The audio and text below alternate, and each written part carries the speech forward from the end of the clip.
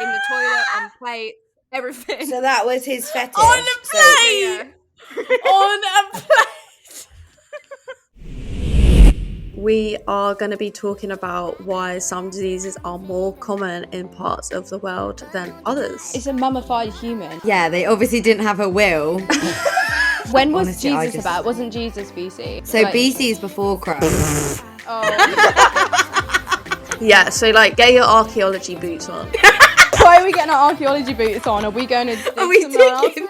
I promise we're smart enough to do this podcast. We actually have a very weird email by helping me hack my boyfriend's computer. Guys, I kid you not. This woman sent him a picture of her shit.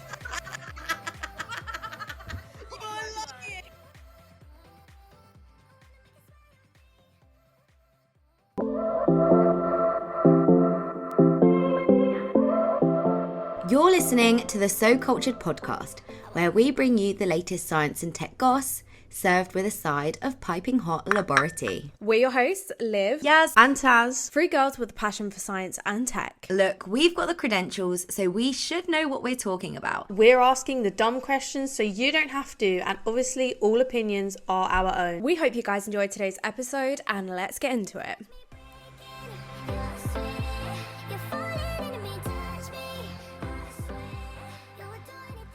Welcome back to episode 4 of the So Cultured podcast. We're so glad that you can join us. On today's episode, we've got some really exciting science topics and some really juicy goss. Liv, you're going to be so proud of me. I've been going to the gym quite consistently, and I literally feel like I'm a new woman. Oh my god, I haven't been to the gym today because I couldn't be bothered. So I am proud of you. Thanks. I literally did your workout because Liv sent me her leg workout. Honestly, I don't even know what half the terms were. I was standing in the gym Googling, like, what does this mean? Oh, I still do that all the time. I literally do that all the time. Like, it would be an exercise that I've done a million times, but then I start overthinking it. Yesterday, I was in the gym with my sister. She was like, oh, let's do RDLs. And I was like, I don't know what it is. I just can't do them. Even though I can do them. So I literally sent you a video of me doing them earlier. But I had to literally YouTube how to do an RDL. And I was like, you literally do this all the time. Why are you YouTubing it? And can you just remind the listeners what an RDL is? Because I had to Google this. RDL is a Romanian deadlift. It's an exercise for glutes and hamstrings. Yeah, I didn't actually do that today. I did some other leg workouts. Oh. And then I had to meet a friend. Well, I met friends at the pub and I had to walk down some steps and I was literally shaking. Well, literally same with me today. I got out of my car, walked up the stairs to the flat, and honestly, my legs were like I hate that absolutely feeling killing when me. you finish a workout and then you have to walk downstairs. Like my previous gym, or like my gym like a while ago, I was like really into the gym and I would do a leg workout and then it was like a flight of stairs down to get out of the gym and I would be like holding onto the Oh, railing, no. just like Oh, no. wobbling down. It's the worst. Well, my gym actually has a ramp to get, like, you have to go down the ramp, and it's the worst at the moment because it's icy. So I'm literally like holding on for dear life as I go down this ramp after leg day. Like, it's the worst. I'd literally just be like, do you know what? I'm probably going to slip anyway. Let me just get on my bum and like, you know, just slide down. move, slide it. Well, yeah, that makes me feel really unproductive. But I'm proud of you. Because Yeah. I went and Liv, the gym expert, just didn't. Yeah, Well, you're slacking. Yeah, I just couldn't be bothered. I just Well, really if it couldn't makes be you bothered. feel any better, I've literally not worked out in I don't know how long, months and months, maybe even a year, to be honest, because I've just been away for a year and I've not worked out in that time. So Yeah, but this is my theory, is that if you live somewhere like Australia, like, you're literally, I mean, body positivity and all that, but you're literally like in your Yeah. bikini all the time. So I feel like you are more mindful of, I don't know if you should be, but you are more mindful of like how your body looks and like fitness and all that. And I feel like there's just a more fitness encouraging lifestyle there anyway. Like, people Yeah, are outdoors more. maybe. So I think I'm that's de- why. That's But my saying theory. that people cold water swim in Plymouth and they're in bikinis in literally -4 degrees. Yeah, but that's a Celsius in the minority UK right now, people. like Yeah, it's in like winter. in Australia, people will get Yeah. on the bus in their bikinis. Like they'll like come out of the sea Yeah. and have a towel wrapped around them and get on the bus. I was like, that is so weird. It is weird, isn't it? Like, I do think that when I go abroad, and I'm just like, that is weird, but that is just Yeah. normal for them. But that's what I mean. I feel like you are just like, because you're in your bikini more and like you're just doing more like outdoorsy things. So I feel like naturally everyone is going to be Yeah. fitter. I don't know, because America No, might be an things are like exception. centered around fitness a lot. Like people are very active. I think like when we first came here, I was like, oh my God, I need to get into shape because like literally everyone is ripped. It kind of puts you almost under pressure too, which is not that great, but also like it's giving me motivation. I mean, I feel like it's Yeah. as long as you approach it from like a fitness and wellness side, then it's good. If you're approaching it of like, I need to work out to like look a certain way, It's a that's bit a of bad both, thing. honestly. As long as that's not the only thing that motivates you. No. So on last week's episode, we were talking all about like epigenetics and how yoga and things like that can like influence your epigenetics. So do you think that might also be playing a part as well, actually? Well, potentially, but also in today's episode, it nicely links in. We are going to be talking about why some diseases are more common in parts of the world than others. Oh, okay. Okay, that sounds really cool. I'm excited to learn more. Let's get into today's episode.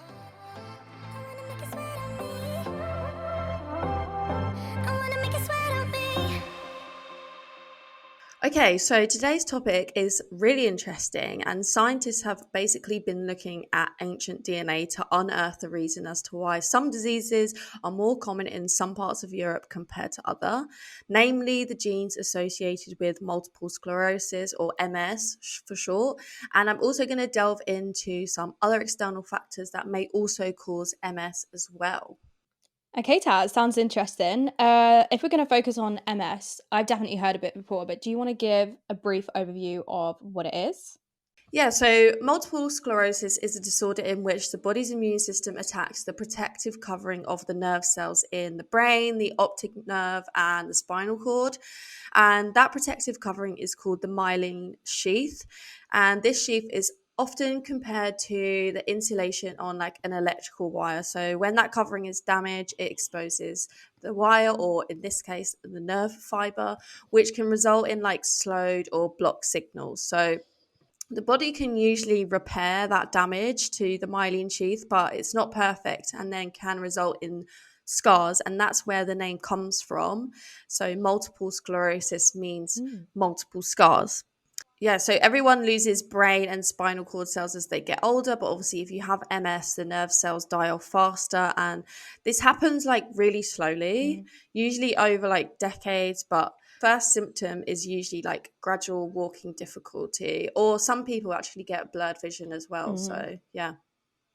Yeah, I feel like it is kind of common. I don't personally know anyone that has MS, but I've heard about it quite a lot. And I think there's some celebs that have like been diagnosed or Oh my God. um I was literally about to say that the reason I know about MS is because when I was younger, I was absolutely obsessed with JLS, you know, Yeah. the boy band. yeah. And the guy in JLS who I had the biggest crush on, his mum had MS. It's literally what I always think of, but I feel like it's a good example though of like how, you know, when like celebrities like try and raise awareness about like diseases and stuff, because obviously like younger me didn't really care about diseases, but every time I hear about MS I actually always think of his mum because he did like loads of charity things for her. Anyways, sorry Oh, guys, carry on. wow. I actually know like 2 people that have MS. So, I think it's quite common. Yeah. Really? Yeah. Speaking of it being kind of common, do you actually have any numbers on how many people this affects? It currently affects more than 2.5 million people worldwide, according to Google. So obviously that's quite a lot.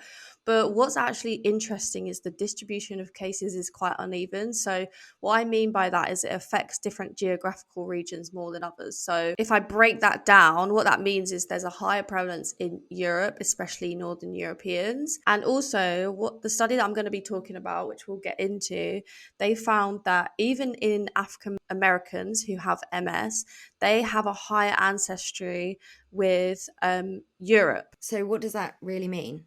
If you think about like if you do 23andMe or Ancestry DNA, and it basically tells you what proportions of your DNA is from where in the globe, you know, like, you know, sometimes you see on YouTube, Yeah. like, oh, this is my like ancestral DNA, or like this Yeah. is my like ethnicity Yeah. background, whatever. This is the test.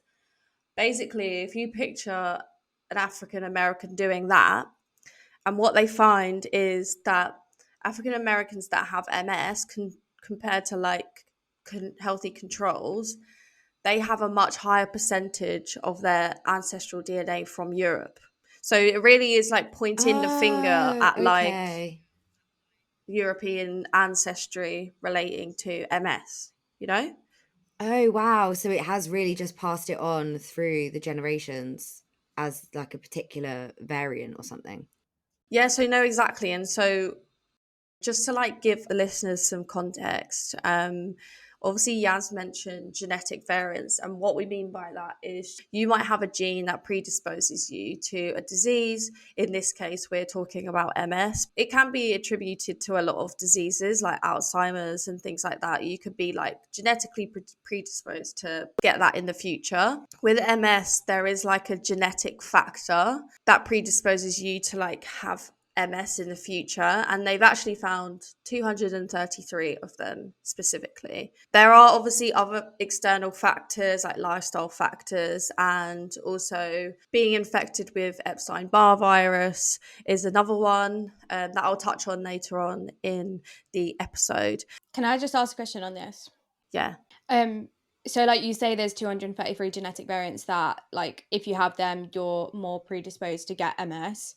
But like how high is that predisposition? Like do you have to have like all 233 or can you just have like one? Yeah, that's a really good question. Obviously, they've just associated those variants with MS, and some have like much higher risk than others. There's one of them that's like a very prominent variant, and if you have that, then you have like a threefold increased risk of MS, some being like a lot more worse than others. So yeah, it really just depends. How do you find variants? Do you do like a GWAS, like a genome-wide association study? Yeah, I would assume so. Like obviously looking at like genetics and human genetics isn't really my forte, and maybe it's a bit more of your forte, Liv, but I would assume so. Yeah, you would look at like a general healthy population compared to like population with MS and look at the differences and then investigate the differences in like the genes, maybe like on an in vivo model and stuff. Do you know if they're like, are these new variants? Like, are they all 233 like new, or are they known variants and they've just done some extra stuff with it that you're going to tell us about? Or is that like one of the big claims in their paper that they've found these new variants? No, so they have not claimed to find genetic variants. They are specifically looking at the most prominent one, but I just wanted to get it out there. There's more than one, but they wanted to look at the most prominent one in the ancestry. Mm-hmm. Can you get into the study a bit more? What have the scientists actually done and what have they found? The scientists basically compared modern DNA genomes to ancient DNA genomes, and they looked for this specific gene variant that confers to the highest risk of MS. So there's a big repository of ancient DNA genomes and for like research purposes, and usually they get them from like mummies when they exhume samples. Whoa. It's just like archaeology type stuff, isn't it? If you think about it. Yeah, but what is it, like it's a mummified human, like... Yeah, they obviously didn't have a will. They didn't sign. Did they have a donor sign card? off to say you can a donor card, yeah. But also, isn't that mad that if it is like mainly mummies, just the science, that level of technology that they were able to preserve DNA in such a way that can be used to create these. And like, how is there a whole repository DNA. of ancient DNA? Like, how many mummies are we exhuming here? No, it's not just mummies, I don't think. I think it's literally like anytime they find like a grave and stuff, and it dates back. Yeah, so they're literally like, so they're exhuming like they're random like grave bodies. robbers. Yeah. No, this can't be right. What? They can't be just like digging up bodies. Well, if you think about archaeology, and a lot of the time, usually they'll do genetic testing to kind of see the population of people that were about in that time. Like we're talking about thousands and thousands of years ago. It's not It's not like it was like 50 years ago. Yeah, it's not like you're gonna be like, that was my great great grandma who No. you just dug up. It's You just like, dug you up. know, That's still interesting though. Like the topic that could be like a whole topic, like the ethics of actually doing that. Like even if they are like thousands and thousands of years ago, like that does feel quite weird still. But I guess it's for the greater good. I might have to write in my will, like, please don't dig me up. Please don't dig me up. Like I don't want to be. But your used. will won't even last. We're talking about potentially just bones here. Like we're talking about. I'll Like, laminate it like 5 times Yeah, over. right. So going back to it, we have these repositories of modern DNA versus ancient DNA, and then what have they done? so they wanted to basically find the earliest evidence of the gene variants that cause MS, and the earliest evidence that they found was in an individual estimated to be from 5,836 to 5,723 BC. Damn. Whoa. I can't So, even comprehend that. It's a like, long time ago. Yeah, I literally can't even comprehend like how. What were they doing? What was their daily life No, like? because you don't even want to know, because I actually am dumb, because when people talk about like BC and AD, I just don't actually know. No, Like, but that's what I I'm saying. can't Like understand. when I say I can't comprehend, like I literally cannot comprehend. Like I don't know. But like even BC, like, I just, in the time scale, like, When was honestly, I Jesus just- about? Wasn't Jesus BC? So like- BC is before Christ. Oh, is that what it At stands least for? I know that. Yeah. And So what does AD AD is, mean? like, I think it's like Latin or something. That was It one of them means, like, moments Yeah, where that literally sounds like I was trying to be dumb, but like no, I was just. I wish I could tell you I was trying to be dumb, but that was just genuinely dumb. So what does AD mean? I think it's Can't Latin. remember. I should know this because I actually went to Catholic school, so I should actually know this. Anno Domini, is that right? Anno Domini. I have no idea. It's Latin for in the year of the Lord. Don't ask me, babes. I don't know. I'm like good at science, but like common sense, it's just like I no. genuinely have no common Why? sense. Like sometimes I'm like, how do I get about in this world? Like I actually don't know. Anyways, Yeah. so yeah, I Back literally to it. It yeah, was a long so- time ago. It was a long time before ago. Christ. Okay. Yeah. Yeah, so like get your archaeology boots on because we're talking like 8,000, almost You mean like 8,000 years history? ago when they No. Why are we getting our archaeology boots on? Are we going to dig we someone up? digging?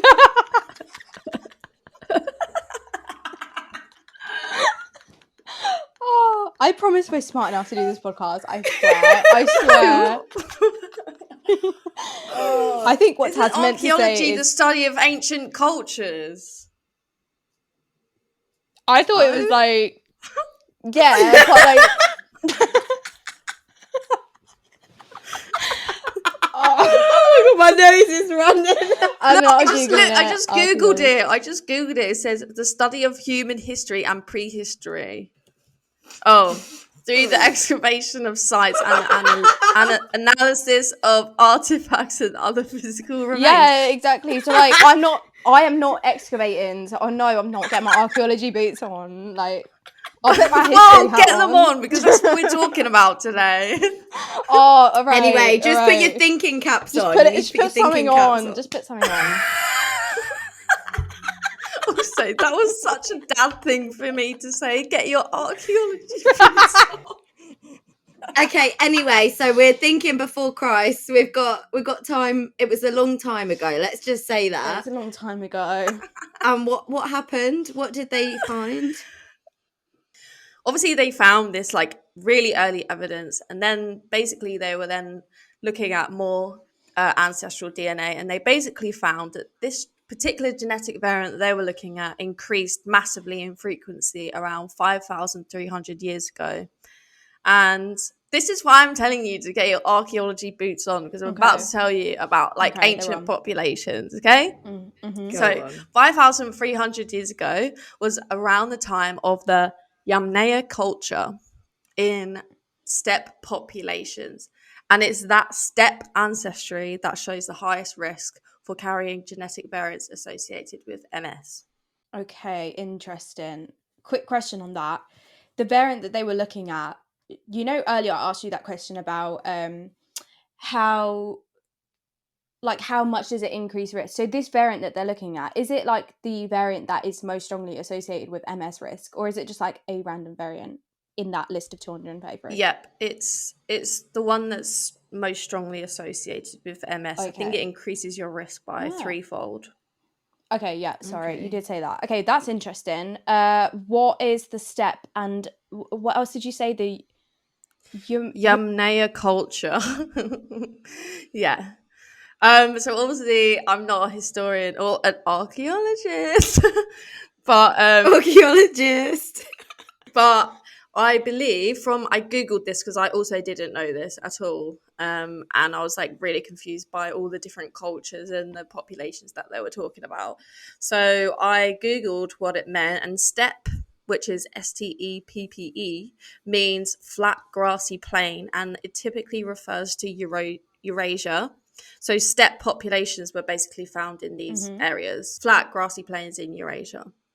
And the Yamnaya culture describes people who basically managed large herds of livestock and mostly lived as nomads, so like wheeling wooden carts around. And they were like really known for like migration, basically. That's the extent of what we know, or the extent of what I understand, anyway. But I feel like this is a good example of like interdisciplinary work, right? Because I imagine that for a project like this, I mean, this is how I like to imagine it, is like a scientist met a historian at the pub, like they went on like a departmental night out or Yeah. something, and then like they come up with this really cool thing, or like they find that their work is like weirdly related in this way. That's how I like to think of Yeah. it.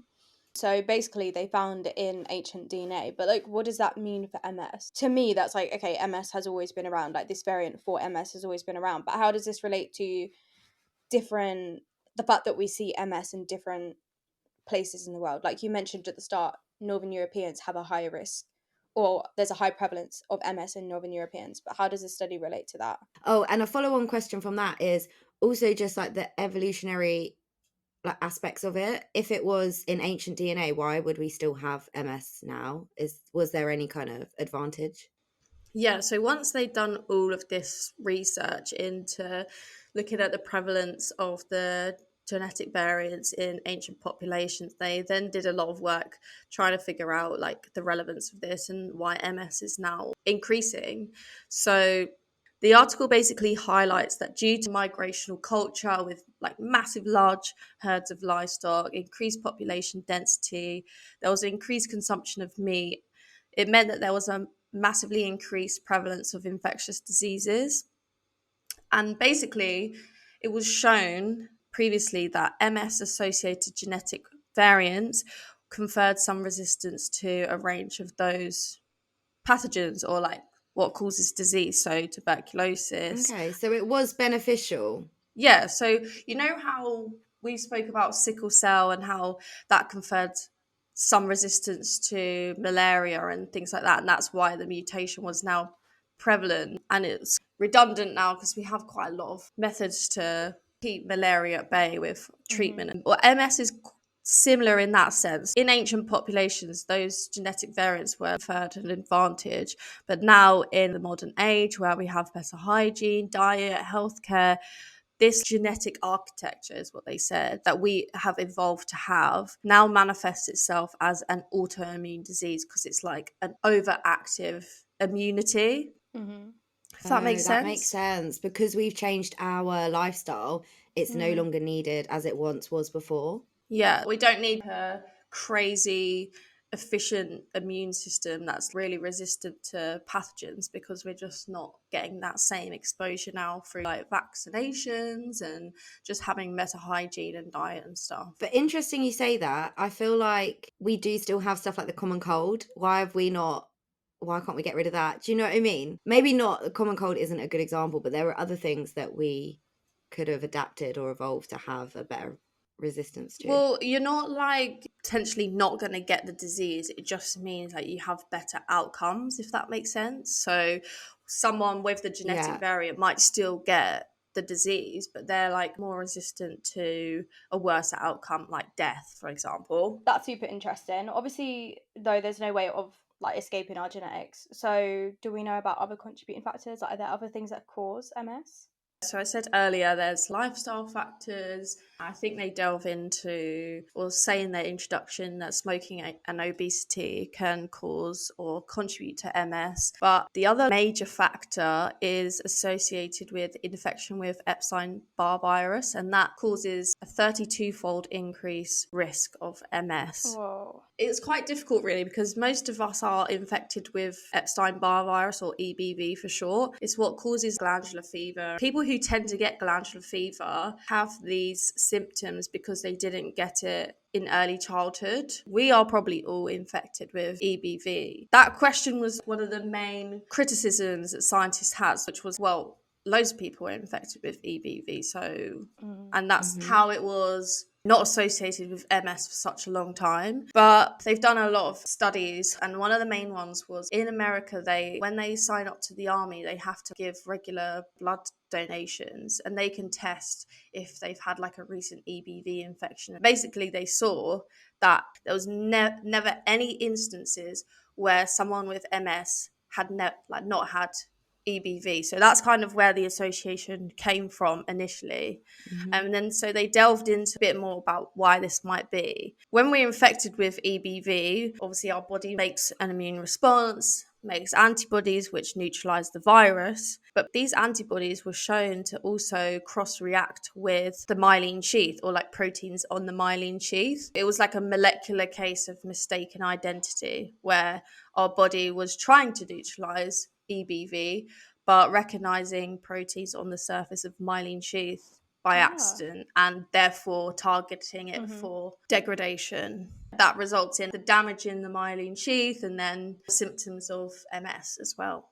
That's really interesting. So I feel like EBV is quite commonly associated with neurological disorders, and I never knew why, or like potential reasons why. So that's really interesting.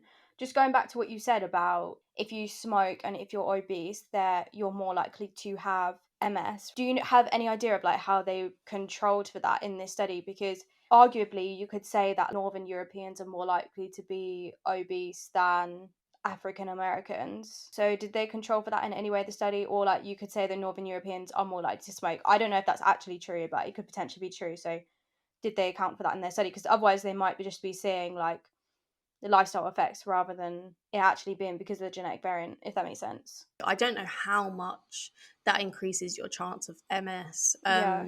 It might just be a small amount, A little honestly. bit, yeah.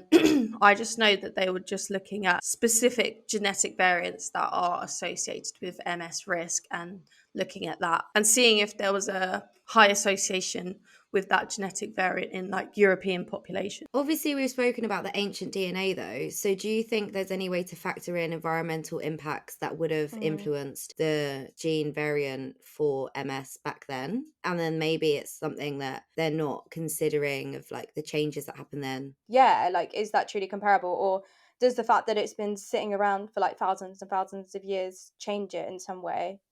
Or is DNA stable enough and the way that they process it like reliable enough that it's comparable?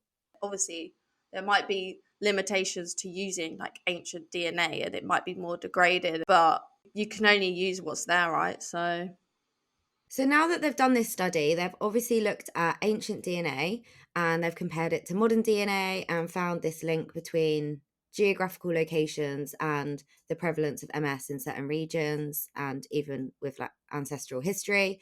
But where does that leave us? Does learning this history actually help us to kind of help cure it or find ways that we can treat it? Do you know anything about that? I think the main question is, why is autoimmune diseases increasing in prevalence? Obviously, this paper was specifically looking at MS, and they kind of answered that in a way because these genetic variants came about during a time where infectious disease was rife, and these variants conferred some sort of resistance to this. But now, because in the modern age, we have better hygiene, better health care, all that sort of stuff, is now conferring a disadvantage, and that is why we're seeing autoimmune diseases, or MS specifically, increasing over time. So it kind of answered that scientific question, and it also kind of answered Yeah. like why it's geographically located in Yeah. Yeah. more Europe because it was associated with this particular culture and their migration and how they lived and stuff. Okay, thanks, Taz. That was so interesting. And that was just such a nice summary at the end. If any of our listeners want to read more about any of the studies that Taz has spoken about today, just head to the episode descriptions where you can find all of the links. And for now, I have some gossip that I need to tell you guys about. But I'm worth it, 'cause I'll slip into your dreams tonight. Oh, so give me your all. Baby, I'll take it tonight. I'll stick like glue.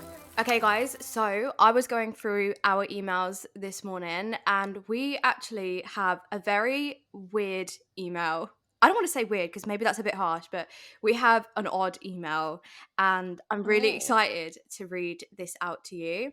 So we Yeah. actually got an email that says, "Hey, So Cultured Girlies, this isn't really a story, but more of a question. And it's a bit psycho, so I kind of hope you will consider reading it." And obviously, guys, I've read it and I'm not going to lie, it's a bit psycho. Oh, okay. I'm excited for this. Yeah, I'm here for this. So it says, so I'm a 21-year-old female and I'm in my second year of my computer science degree, which, by the way, I'm absolutely loving. I moved away from home for my degree, but ended up meeting my now boyfriend in my first year of uni, so I've never really felt lonely. That's cute. She says he studies history and he's in his final year, so he's a year older. And she says everything between them has been going good for the past 2 years. But recently he's been pretty sneaky and I have a suspicion that he's chatting to some girl on his course. Now, you're probably Right. wondering what this has to do with science and tech. Which, yeah, when I started reading it, I was like, has she written to the wrong podcast or what? Yeah. Imagine. But it says, well, this year I had a module all about cybersecurity where they learn a bunch of different things Oh, such God. as cryptography, which I've never heard of, network security, ethical hacking, and more. But basically, Ethical. wait for it. But basically, it taught us the skills needed to secure systems and protect against cyber threats. Anyway, on this module, we did a group project, and on my project, I was working with 3 guys. Honestly, the roller coaster of emotions I went through reading this email, every sentence, I was like, where is this going? Okay, go on. One of the guys was really into hacking, and it was actually the reason he got into computer science because he always wanted to become a better hacker. And she says, guys, I know it's unethical, but he's actually really good at it. Now, me and this guy became pretty good mates, and he's offered to help me learn more about hacking because I found the ethical hacking part of our course really interesting. Sounds fun, right? But here's the catch. As we spent a lot of time together doing this project, he obviously got to know my concerns around my boyfriend, and he's offered to help me learn by helping me hack my boyfriend's computer to see what he's up to. I don't even know if it's possible. Oh my gosh. I don't even know if it's possible to actually do it or what I might even find. But if you guys were me, would you say yes? Or am I being too psycho? Should I invest in the education and find out if my boyfriend is cheating on me? It kind of sounds like a win-win. And that's it. Oh my god. That's a new one, like hacking your boyfriend's computer to check if he's cheating. What happened to just sneaking, using his face or his finger to get in his phone? While he's asleep. Not that I yeah. condone that, but Now, literally, it takes FBI agent to another level. I don't Yeah. actually know if that is 100% possible. I know you can hack, and obviously at uni they teach you ethical hacking. What But- even is ethical about hacking? I don't get it. That's actually a really good question. What is the difference between ethical hacking and normal hacking? Let's Google it. Yeah, let's Google it. What is it's Ethical. ethical hacking if people think that it's for the right reasons. Like if they suspect that there's a hacker, they'll do the opposite, ethically hack the hacker. But we'll find out. Okay, ethical hacking involves an authorized attempt to gain unauthorized access to a computer system, application, or data. I don't know what that What? means. So if you've got a warrant. Oh, no, I've to- got it. So ethical hacking is basically where you will like test how easy a computer system is to hack. Oh, So basically you're trying to detect vulnerabilities in like an application system or like an infrastructure. So you're trying to like see if someone was to try and hack this, like, could they? I think that's basically what it is. Yeah, that's cool. So they do learn about like hacking processes, I guess. So to hack the boy, like, I just don't understand what you'd get out of that. You're just gonna probably stumble across something you don't like. I don't know. Would you guys do that? I mean, I'm not gonna lie, like it's a bit of a girl boss like situation. Yeah. Like, yeah, you know what? I can hack into this. Like, I kind of rate that so much. But then in the same breath, it's an invasion of privacy, guys. So But it's an investment in her education, guys. Yeah, she's got a real life actual example to practice on. Literally. And imagine the motivation to get through that project. Like, you would literally be like, you would not take a break. You'd be like, yeah, I'm doing this. I'm going to make this work. Imagine presenting that, being like, so I tried some ethical hacking and it worked. This is my findings, like in front of the whole class. I don't think there's anything ethical about that. There's not at all. But I'm with Yaz. Like, what are you going to find on his computer? Because surely it's all going to be on his phone, no? Unless it's all like out iCloud all linked up. But wouldn't you then have to hack the iCloud? Yeah, I don't know enough about hacking. I just think it just sounds like bad already. And also, if you've got suspicions, just isn't it like old school maybe, just like communicating and asking? Like, Well, do you need to go through the means of using hacking or I mean, I get you, but if he is cheating and she says, "Oh, are you cheating on me?" He's not gonna be like, "Actually, yeah, I am." Like, he's not just gonna be like, "Oh, since you asked so nicely, like, I guess I'll tell you." I mean, that's what it should be like. People should just be open and be like, yeah, do you know what? I don't like you anymore, soz. But I think like hacking into someone's computer and like or phone or apps or whatever is exactly the same as like using someone's thumbprint to get into their phone. Like, you're still technically like hacking into their like system Yeah. and stuff like Yeah. that. And like, I guess it's the same. You're just going a really long-winded way around it. Yeah. Yeah. I guess we're not relationship agony aunts or like able to give that kind of advice that people should definitely take. But the trust is going to be gone, whether you're using the thumbprint or the Face ID or you're hacking. Like, it's kind of sus. I Plus, feel imagine like- how bad you feel. Like, you've wrote all this code, or like, I don't even know what you have to do, but you've done all of this, and then you get in there, and then like all you find is his lecture notes, like nothing else. Imagine if he's actually About- not cheating. About history or archaeology, should I say? Yeah, you would feel. Oh my god, you would feel so bad. Yeah. And imagine it's like, it could even be something wild. I don't know, my mind does crazy things. Like, maybe he was talking to this other student, this girl on his course, about you, and like she was given advice on like a Valentine's Day present or like a Christmas present. You would just feel even Literally. worse. Yaz, did you write this Imagine. in? Was it you? Honestly, if I had a boyfriend, you lot would know. Oh.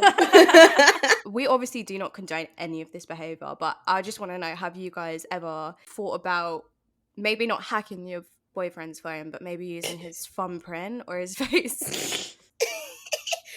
Oh, I don't even know. No, I think I could be quite like difficult, or not. I was gonna say crazy, but I don't like that word. Like, in a relationship, I can get really jealous. So I feel like I don't think I could go to that extent. But like, you can see why people would do it. Well, I can see why people would think to do it. But then I'm also like, if you feel like you need to do that, then where is the trust? You know? I have not like purposely hacked anyone's accounts or anything. However, I have been in, for example, like me and my first ever boyfriend, we broke up because I was actually on his emails doing something for him, and then I saw something in his emails. Emails. Email. Okay, so this is a bit wild. So I was on my boyfriend's emails because we were going on a holiday, and I was sorting out his e-hit card, which is like European health insurance card. Why were you sorting that out?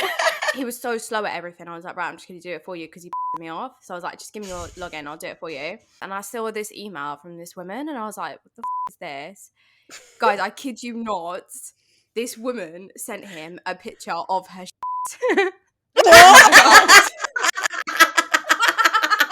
Oh my life. I swear on my life.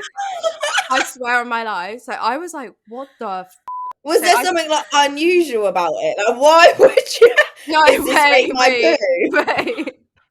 So I start going through his emails, and it is full of emails from women just literally sending him pictures of their in the toilet, on plate, everything. So that was his fetish. On a So yeah. On a plate. Liv, do you think you ever went for a poo and then like he was trying to see what it looked like? Well, That's actually we were only. grim. The thing is, we were only like 18, so like I didn't even like we never even really like stayed at each other's house. I told his sister and everything. That's savage. Did you tell him though that you found all these images? Yeah. I sent him the screenshots and images. What did he say? Oh. He was like ringing me up crying, like, I'm so sorry, please don't tell anyone. No, that's so weird. That I was actually 18, is weird. but I was actually so upset. I did not expect that. Anyway, don't hack because you don't want to know what is on their device, because you could come across like a photo album with the emoji and it's just a compilation of poo. He should use his fetish for good. Yeah, like if he gets all of these women that are sending him pictures of poo to actually send them in, that could just fuel the planes. Like we would be sorted. No, guys, let's be scientifically correct here, okay? Because it would only fuel One the flights from journey. London to New York. To New York. Okay? No, it would probably only fuel one flight to the south of France. Yeah, because how many people was he getting to send pictures no, of to be poo? fair, there was a lot of girls in his email. So. Or one man accomplishing what other men cannot, and that is fueling our planes with poop. Oh, what an Oh, embarrassment. Obviously, if you have a fetish, we are not. Shitting on it.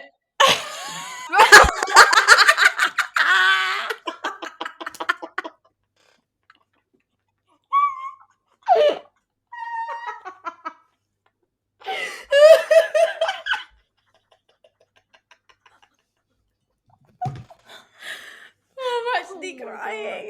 That was so good. That was so good. Oh. No, for real though, we're not actually like fetish shaming. It's just because it was so traumatic for me, because it was like little 18-year-old me, and it was like my first serious relationship, and I actually was heartbroken. So I actually hold it against him, because technically he did cheat on me, and yeah, it was pretty traumatic. We're not fetish What a shaming. way to be cheated on. It's a story now, you know. Like, look, I make people smile and laugh with that story. So, oh, that is so funny. Anyway. What a story. Well, we went on like a 20-minute tangent. Yeah, I said, would you guys hack your boyfriend's phone? Okay, I wouldn't hack my boyfriend's phone because I feel like I should trust my boyfriend, and vice versa. Like I would be I'd feel violated if they did the same to me. I'd be like, I don't know, like it's just. I feel like almost in a way, shouldn't. especially if they were to like go on like this whole project and also have another man teach them. Like maybe not, because it's not like just like an easy that thing. was a point that I was gonna make was like, oh, you seem pretty chummy with this guy, like, and this guy wants to hack into your boyfriend's thing. Like, do you not think that he's got a little side Hidden motive agenda. there? Yeah. Like an Yeah, ulterior yeah. motive, yeah. Yeah, maybe he likes her. So that's my thought. So then he's like, oh, let's hack your boyfriend's computer. That's exactly what I thought, though. Like, as soon as you were reading it out, I was like, oh, this guy who wants to help her hack her boyfriend's thing seems kind of sus. Sus. Yeah, I agree. If you're insistent on non-hacking, maybe let's not write the code to do it. We can educate ourselves in other ways. Maybe use the thumb. Defo. No, don't. And just use a different part for your project for your. No, degree. I'm going to yeah. go out and say, like, if you are going to go into his phone, make it educational. Learn how to hack that thing, you know? But I do not recommend. Like, the thumb is a cop-out. Do not go for the thumb. Like, try and hack it. Work but- for it. Work for the evidence. Yeah, work for it, girl. But I'm gonna say I do not recommend hacking because, like, either way, or I just don't recommend like snooping in It's phones unethical. because, like, you can take things out of context. You can Yeah. like, I don't know. Our advice is do not do this. Do not hack your boyfriend's phone. It's unethical. It's immoral, and we do not condone this behavior. However, we do condone you invest in your education, but you don't need this other man to teach you how to do it. You got this yourself. Trust. Go and build like a fun app, or I don't know, go build something fun. Let's not hack. Yeah.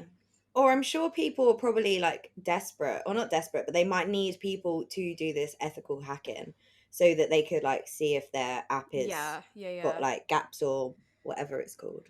Yeah. Or like go and hack into someone who deserves to be hacked, like Mark Zuckerberg or Elon Musk or something. Wait, Do that. why does Mark Zuckerberg deserve it? Well, he's like the head of Meta and everything. So, like, if you can hack into him, you can do anything, babes. You can do anything. Oh gosh. All right. Okay. So conclusions, guys. What are we saying? I say do not do it. Do not use the thumb, do not use the Face ID. Speak to your partner, and if there isn't trust there anyway, then like figure out if that's a relationship you want to be in. And also just like get your degree, like work hard on it, but ethically. hopefully ethically, yeah. My What about you, summary Liv? is find out if the guy who wants to help you fancies you, because that's some weird motive that he has. Secondly, I really would not recommend hacking into your boyfriend's computer or whatever. Just if you have a problem, or if you have a problem, ask him straight up. Obviously he might not be truthful, but usually you can tell like if someone's not being truthful, and then like then maybe consider the hacking. I'm joking. Liv, you're just like, yeah. What do you think, Liv? I agree with both of you guys, to be honest. I don't think she should do it.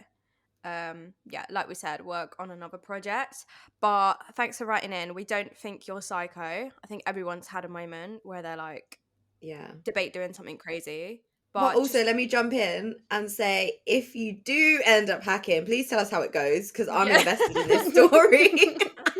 Guys, I don't even know if that's possible. I don't know. It depends. Yeah, keep us updated. Anyways, that rounds up today's gossip section. As always, if anyone has some crazy stories that they want us to react to or give advice to, or any questions that you want us to cover, please email us at soculturedpodcast@gmail.com, or you can DM us on Twitter or Instagram at soculturedpodcast. We would absolutely love to hear your stories. Very soon we will be collecting stories for season 2. So if you're someone who's enjoying this gossip section, please consider writing in a story so that we have some more things to read out for next season. And yep, we will see all of you guys in the next episode, and thanks for listening. Thanks for listening. You've been listening to the So Cultured podcast. Thanks so much for tuning in. Make sure you listen in next week for more science and tech updates and the hottest laboratory. You can stay up to date with us in between episodes by following us on Instagram and X at So Cultured Podcast. See you back here, same time next week. So give me your all. I'll take it to Mars. Oh, I'll stick like glue inside your mind. Just watch me break it.